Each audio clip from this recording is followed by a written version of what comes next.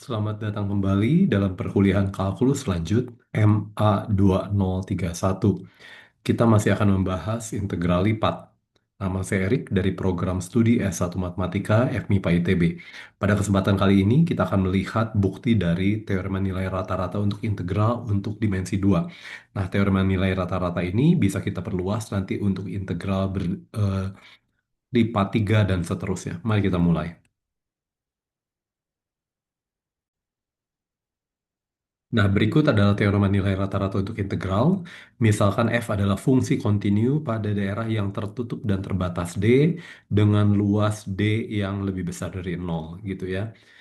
Akibatnya terdapat titik x0, y0 anggota D sehingga f dari x0, y0 sama dengan ini ya, tertutup dan terbatas. Saya pikir masih perlu terhubung ya, terhubung.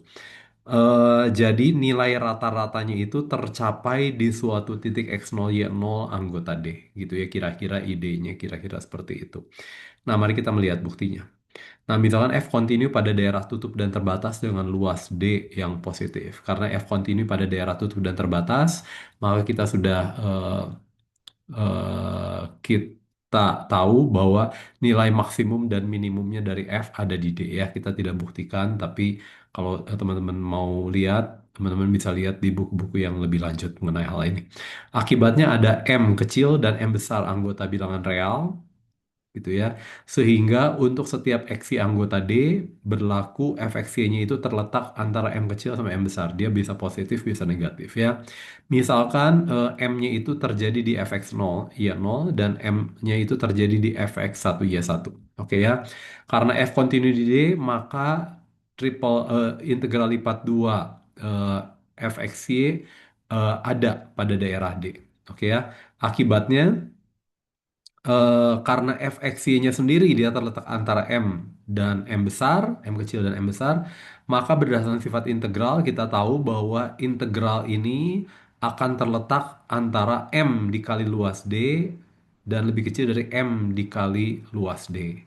Oke ya. Nah, karena luas D-nya positif, maka saya bisa membagi menjadi luas D. Jadi akibatnya nilai ini yang di tengah-tengah itu suatu nilai ya, teman-teman ya, harus hati-hati. Jadi ini bukan variabel. Jadi integral lipat 2 dari fxy dibagi dengan luas D itu adalah suatu nilai fix di antara M kecil dengan M besar. Gitu ya. Nah, kita akan menggunakan oke.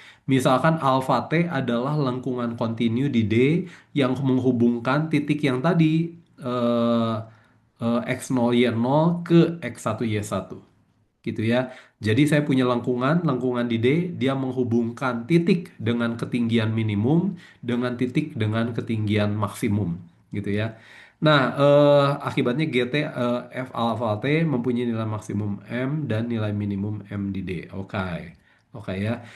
Nah, jadi ini trik pintar sekali ya. Jadi berdasarkan teorema nilai antara di satu dimensi, maka karena saya punya nilai fungsinya terletak antara yang bawah sampai yang atas, dan saya punya nilai di antara yang M kecil dan M besar, gitu ya. Saya punya nilai tertentu, maka nilai ini itu akan tercapai di suatu titik di antara titik di interval, dalam hal ini intervalnya interval 0,1 ya. Sehingga GT0-nya adalah nilai rata-ratanya. Jadi nilai rata-ratanya tercapai. Nah, jadi idenya itu adalah apa? Idenya itu adalah saya mau menggunakan teorema nilai antara, saya menggunakan teorema nilai antara, tapi teorema nilai antaranya kan ini untuk dimensi satu. Jadi saya bawa ke dimensi satu. Jadi apa? Gimana caranya saya bawa bentuk ini ke dimensi satu? Saya punya titik x0 y0, saya punya titik x1 y1, lalu saya hubungkan dengan kurva. Begitu saya hubungkan dengan kurva, maka ini adalah apa?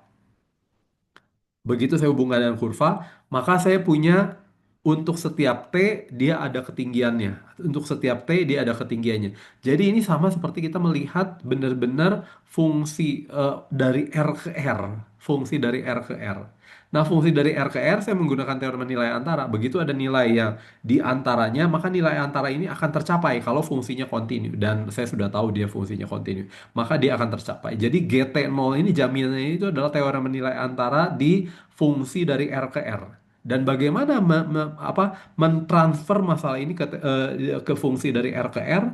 Caranya adalah apa? Caranya adalah dengan saya hubungkan dengan sebuah kurva. Nah, teknik ini juga nanti akan dipakai untuk memperluas di teorema nilai rata-rata integral untuk dimensi integral lipat 3, integral lipat 4, dan seterusnya. Gitu ya. Jadi hubungkan saja dengan satu buah kurva. Dan kurva itu jadi pemetaannya saya punya dari R ke R. Ah, cantik sekali ya, cantik sekali.